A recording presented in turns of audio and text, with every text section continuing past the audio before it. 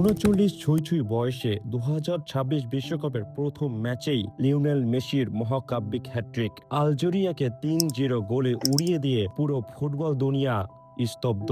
অথচ আর্জেন্টিনার রোজারিও শহরের এক সাধারণ পরিবারে জন্ম নেওয়া এই জাদুকরের অতীত ছিল চরম কষ্টের। চিকিৎসার টাকা ছিল না, ভুগেছেন মারাত্মক গ্রোথ হরমোনের রোগে।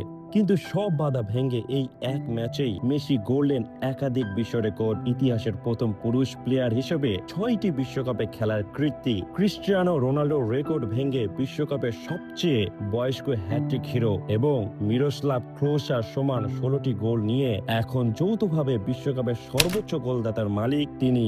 ইন্টারনেটে এখন একটাই প্রশ্ন, মেসি কি পারবেন ফুটবল ইতিহাসের সবচেয়ে বয়স্ক আউটফিল্ড অধিনায়ক হিসেবে পরপর ২বার বিশ্বকাপ ট্রফি উঁচিয়ে ধরতে? আপনার কি মনে হয়, মেসি কি এবারও কাপ নিতে পারবেন?